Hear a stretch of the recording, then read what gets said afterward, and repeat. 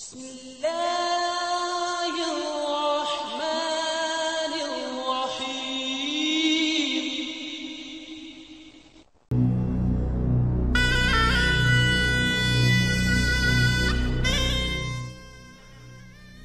السلام علیکم ورحمۃ اللہ وبرکاتہ۔ محترم ناظرین، آج سے ہم ایک ویڈیوز کا سلسلہ شروع کرنے لگے ہیں جس میں ہم مسلمان کہلانے والے مختلف مشہور فرقوں کا تعارف کروائیں گے اور پھر ان فرقوں کے بانیوں کا بھی مختصر تعارف کروایا جائے گا۔ اس کے بعد ان فرقوں کے بانیوں کی لکھی ہوئی کتب کا تعارف کروایا جائے گا اور جو اسلام انہوں نے اپنی کتب میں پیش کیا ہے اس کو بھی تفصیل سے بما حوالہ جات آپ کے سامنے پیش کیا جائے گا۔ سب سے پہلے ہم سنی بریلوی فرقہ اور اس کے امام کا تعارف پیش کریں گے، کیونکہ پاکستان میں اس فرقہ کے لوگ کافی تعداد میں پائے جاتے ہیں۔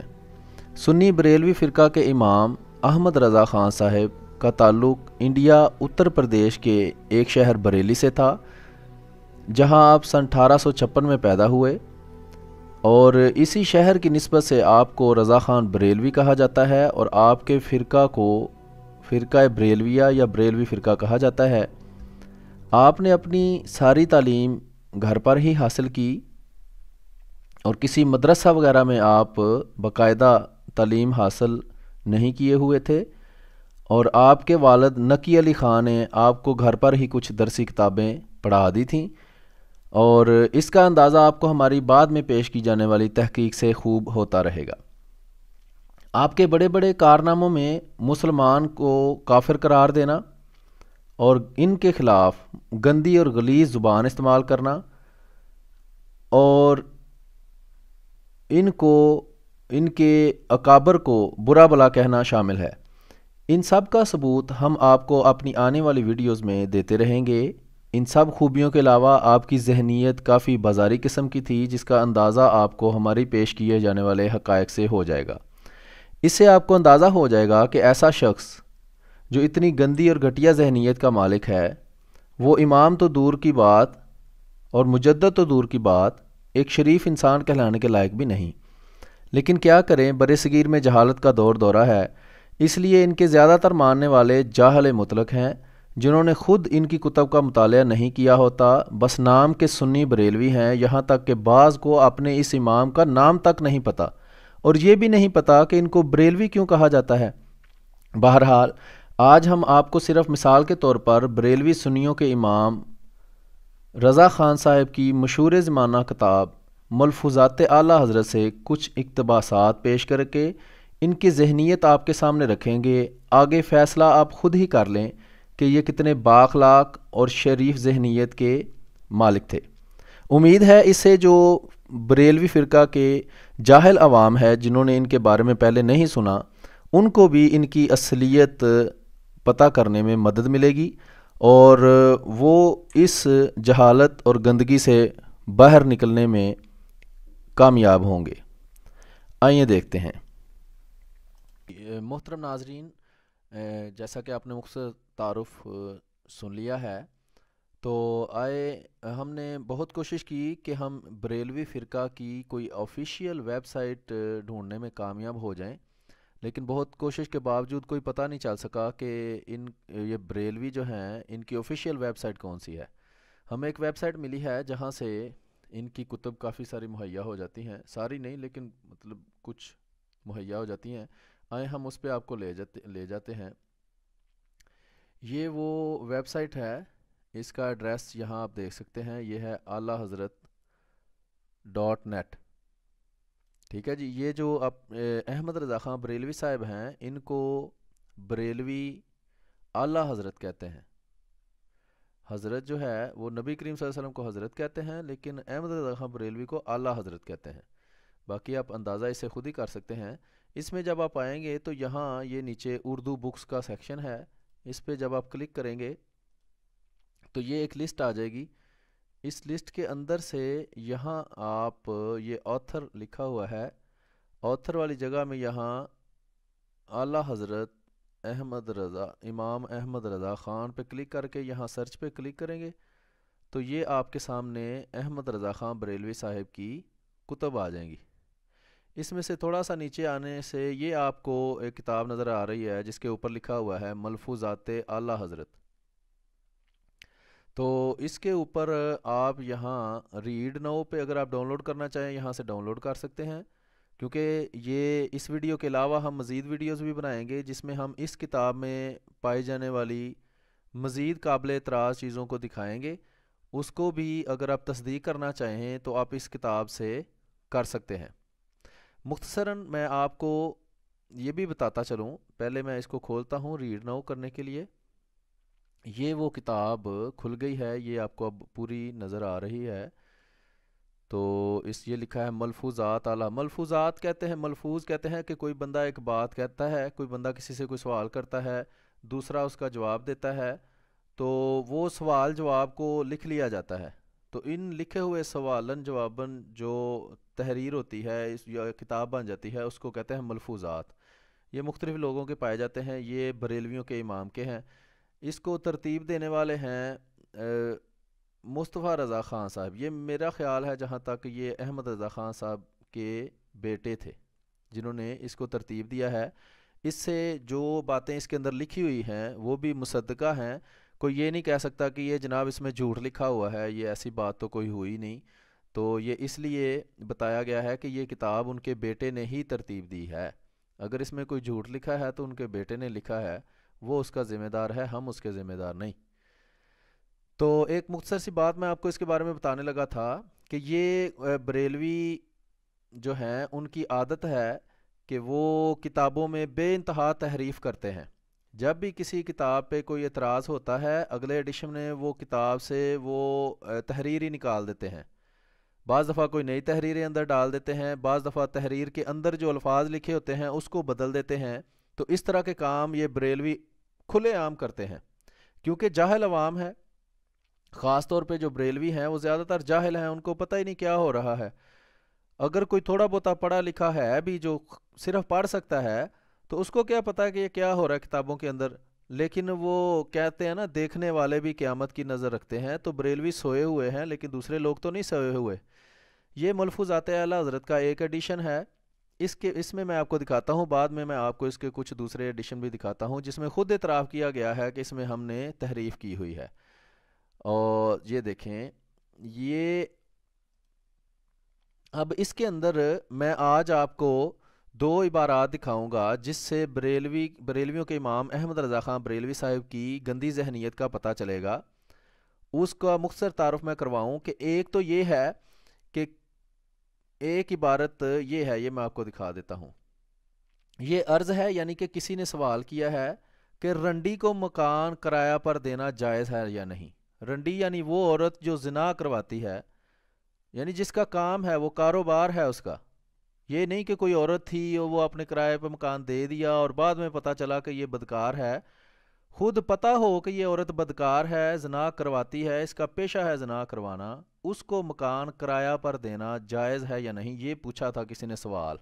تو ایک باغیرت انسان کبھی بھی یہ گوارا نہیں کرے گا کہ اس کے مکان، اگر لوگوں کو نہ پتہ ہو، کسی وقت پتہ چل جائے کہ یہ عورت بدکار ہے، لوگ اسی وقت اس کو دھکے مار کے باہر نکال دیتے ہیں کہ یہ گند ہمارے ادھر نہ ڈالو. لیکن یہ ان کا امام جو بریلویوں کا ہے، یہ بریلوی بیچاروں کو بھی نہیں پتہ، اتنی سخت گندی ذہنیت کا تھا. یہ آپ اس کے جواب سے ہی اندازہ لگا سکتے ہیں کہ وہ کس کماش کا تھا. ارشاد، یہ جو بلو کلر کا لکھا ہے، یہ احمد رضا خان بریلوی صاحب اس میں کہہ رہے ہیں. یہ عبارت لی گئی ہے جناب اسی کتاب، یہ جو کتاب ہے اس کے اوپر یہ آپ صفحہ نمبر دیکھ رہے ہیں. یہاں سے صفحہ نمبر ڈھونڈنا بڑا مشکل ہوتا ہے، انہوں نے تھوڑا ڈم قسم کا بنایا ہوا ہے، بیوقوفی کی ہے. یہاں کوئی نہیں دیا کہ کس طرح اس کے آگے جانا ہے. اگر آپ اس میں سے یہ صفحہ نمبر چینج کریں گے، فرض کریں یہ آپ صفحہ نمبر 2 پہ آگے ہیں، یہاں آپ دیکھ سکتے ہیں کہ یہاں اب پیج کے آگے یہ پیج نمبر لکھا ہوا ہے.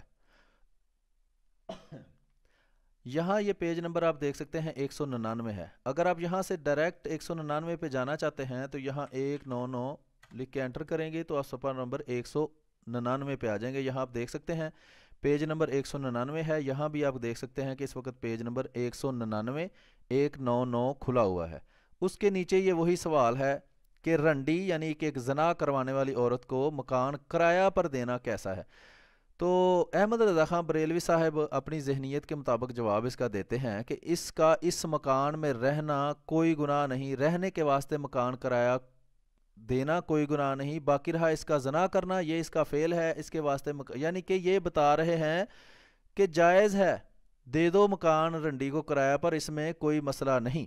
حالانکہ ہر عام مسلمان بھی یہ بات سمجھ سکتا ہے۔ ایک تو میں آپ کو بتا دوں کہ جو یہ اپنے آپ کو مفتی کہتا تھا، ویسے تو یہ کہیں سے اس نے فتوے کی سند نہیں لی، کچھ بھی نہیں کیا، یہ گھر میں بیٹھ کے مفتی بن گیا تھا۔ تو جو مفتی ہوتا ہے، جو فتویٰ دینے والا ہوتا ہے، وہ رسول اللہ صلی اللہ علیہ وسلم کی مسند پہ بیٹھا ہوتا ہے، کہ جس طرح کوئی رسول اللہ صلی اللہ علیہ وسلم سے سوال کرے اور وہ آگے سے جواب دیں کہ یہ اس کا جواب ہے، اپنی طرف سے یہ دعویٰ ان کا یہ ہوتا ہے کہ ہم مذہب کو اتنا اچھا سمجھتے ہیں، اتنی اچھے طریقے سے سمجھتے ہیں کہ جب ہم کسی بھی بات کی وضاحت کریں تو اس کا یہی مطلب ہے کہ یہی اسلام ہے۔ تو میری نظر میں میرا اپنا ذاتی رائے یہ ہے کہ یہ اسلام بالکل نہیں ہے کہ آپ کسی بدکار عورت کو اپنا گھر کرایہ پر دینا جائز ٹھہرائیں۔ میں اس کو سمجھتا ہوں کہ یہ غلط ہے، یہ بد اخلاقی کو ہوا دینے والی بات ہے، یہ منع ہونا چاہیے کہ جب کسی سے پوچھا جائے جی زنا کرنے والی عورت، آپ ایک شریف انسان اگر یہ سوچے، آپ سے کوئی آگے پوچھے، آپ فرض کریں آپ کا بھائی ہے، آپ کا بیٹا ہے، یا آپ کوئی بھی دوست آپ سے مشورہ کرتا ہے یار ایک بدکار عورت ہے، زنا کرواتی ہے، اس کا پیشہ ہے، تو میں اس کو مکان کرایہ پر دے دوں یا نہ دوں، وہ کبھی بھی آپ کو ایک شریف انسان مشورہ نہیں دے گا کہ آپ اپنا مکان اس گندی زنا کروانے والی بدکار عورت کو کرایہ پر دے دیں۔ لیکن آپ اب اس سے اندازہ کر سکتے ہیں، خود اپنے دل سے سوچیں کہ جو انسان اس طرح کا گندا مشورہ کسی کو دے گا اس کی اپنی ذہنیت کتنی زیادہ گندی ہوگی۔ یہ اب آپ پہ ڈیپینڈ کرتا ہے۔ یہ حوالہ میں نے آپ کو دے دیا ہے، یہ ویب سائٹ آپ کو بتا دی ہے، یہ یہاں لکھا ہوا ہے اس کا ایڈریس، یہ آپ خود کھول کے سارا کچھ تسلی سے چیک کر سکتے ہیں۔ ایک حوالہ میں اور دے دیتا ہوں، پھر اس کے بعد ہم یہ ویڈیو ختم کریں گے۔ اسی طرح یہ ویڈیوز کا سلسلہ جاری رہے گا اور یہ ویڈیوز مزید ہم آگے بناتے رہیں گے۔ یہ اسی کتاب کا ایک اور صفحہ ہے 189 199، یہ دیکھ سکتے ہیں آپ ادھر، یہ پہلا صفحہ تھا 199 199 اور یہ ہے 189 199۔ اس میں ایک موصوف نے سوال کیا، سوال کرنے والے کی بھی کمال دیکھیں کہ وہ سوال کرنے والے کیسے ان کے پاس بیٹھے ہوتے تھے۔ تو سوال کرنے والا تو چلو پھر بھی کسی وجہ سے سوال کرتا ہے، لیکن جواب دینے والے نے بھی کمال کیا ہے کہ اس نے بالکل جس طرح پہلے میں اس کی گندی اور گھٹیا ذہنیت کا پتہ چلتا ہے اور کہ وہ کس کماش کا انسان ہے، اس سے بھی آپ کو اندازہ ہوگا کہ وہ کتنا گھٹیا انسان ہے۔ سوال کرنے والے نے سوال کیا کہ معمولی چھینٹ جس کے پاجامے عورتوں کے ہوتے ہیں خوش دامن، اب یہ خوش دامن کہتے ہیں ساس کو، کوئی عورت ہو تو اس کے میاں کی والدہ اس کی ساس ہے، مرد جو ہے وہ چونکہ سوال پوچھ رہا ہے اس لیے عورت کی والدہ اس کی ساس ہوئی۔ وہ کہتا ہے ساس کا پاجامہ ایسی چھینٹ کا ہو اس پر سے اس کے جسم پر شہوت کے ساتھ ہاتھ لگائے تو کیا حکم ہے؟ اب سوال آپ پہلے سوال کرنے والے کا سن لیں کہ ایک مرد ہے، اس کی بیوی کی والدہ ہے، اس کو اگر وہ شہوت کے ساتھ ہاتھ پھیرتا ہے اس کے جسم پر تو اس کا کیا حکم ہے؟ اب آپ خود غیرت مند ہیں، اگر آپ عورت ہیں تو آپ خود سوچیں کہ آپ کا میاں آپ سے پوچھے کہ میں تمہاری والدہ کو اگر شہوت کے ساتھ اس کے جسم پہ ہاتھ پھیرتا ہوں تو تمہارا کیا خیال ہے؟ تو آپ خود اس کا جواب جو دیں گی وہی آپ سوچ لیں کہ بہترین جواب ہوگا۔ آپ اس کو یہ نہیں کہیں گی کہ اگر ایسا ہو تو پھر ٹھیک ہے، اگر ویسا ہو تو پھر ناجائز ہے، آپ سیدھا اس کو کہیں گی بھائی یہ حرامزدگی ہے۔ جس طرح تم اپنی ماں پہ ہاتھ پھیرو گے تو کیا تم حلالی رہو گے، حرامی بن جاؤ گے؟ اسی طرح تم میری والدہ کے جسم پہ ہاتھ پھیرو گے تو حرامی بن جاؤ گے۔ اس میں کوئی دو رائے ہی نہیں ہے کہ جی اس میں سے بھی آپ نقطہ نکالیں جی اگر تو ایسا ہو تو پھر تو کوئی مسئلہ نہیں، اگر ویسا ہو تو پھر اس کا نقصان ہے۔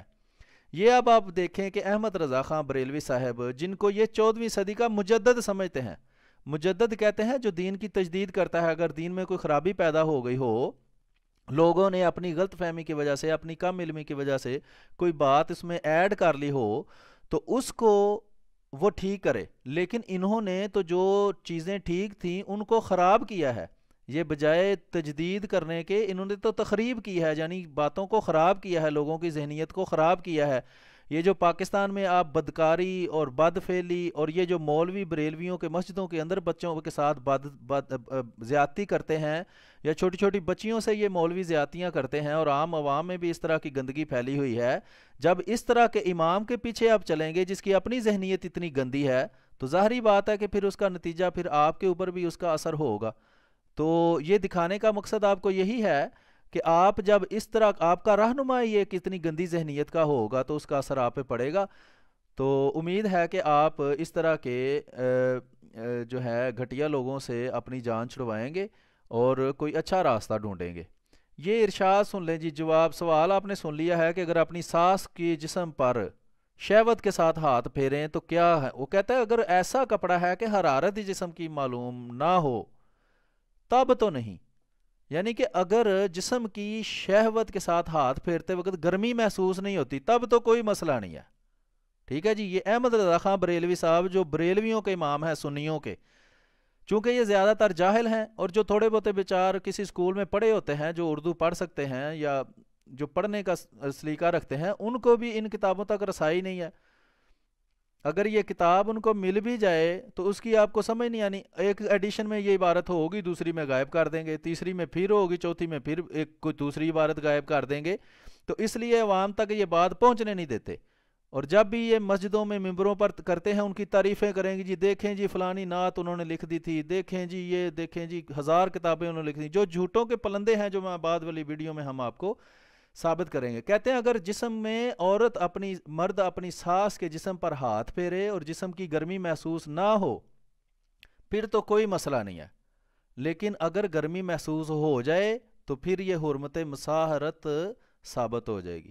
اب آپ خود اندازہ لگا لیں کہ یہ کس قدر گھٹیا ذہنیت کا شخص تھا، اور یہ باتیں انشاءاللہ آگے آنے والی ویڈیوز میں ہم مزید کھول کھول کر آپ کے سامنے رکھیں گے۔ یہ ابھی ایک کتاب کے 2 چھوٹی چھوٹی عبارتیں آپ کو دکھائی ہیں، ان کی بے شمار اس طرح کی خباستیں، بد زبانی، گندی زبان، مسلمانوں کو گالیاں دینا، ان کو کافر کہنا، اور اس طرح کی بے شمار غلیظ ترین جو آپ کی سوچ سے بھی گری ہوئی چیزیں ہوں گی، اس طرح کی چیزیں ان کے کتب میں پائی جاتی ہیں، اور یہی ان کا مذہب ہے، اور اسی کا یہ دفاع کرتے ہیں اور لوگوں سے چھپاتے ہیں۔ لوگوں کو صرف 2 چیزیں کوئی اچھی کسی نے کر دی ہیں وہ دکھاتے ہیں، جو اور 100 چیزیں اس نے بری کی ہیں وہ چھپائی رکھتے ہیں تاکہ لوگوں کو پتہ نہ چلے۔ لیکن ہمارا کام ہے چیز جو آپ کی ہے، آپ کی کتابوں میں لکھی ہوئی ہے، وہ آپ کے سامنے پیش کرنا، تاکہ آپ اس گندگی سے باہر نکلیں اور حقیقی اسلام کو ڈھونڈیں اور اس کو اختیار کرنے کی کوشش کریں۔ تو ناظرین، یہ ویڈیو ہم یہیں ختم کرتے ہیں۔ یہ ویڈیوز کا سلسلہ انشاءاللہ جاری رہے گا، اس کو دیکھتے رہیں، انشاءاللہ آپ کے علم میں اضافہ ہوگا اور آپ اس طرح کی گندگی سے دور رہنے میں اللہ تعالیٰ آپ کی مدد کرے کہ آپ کامیاب ہو جائیں۔ جزاک اللہ۔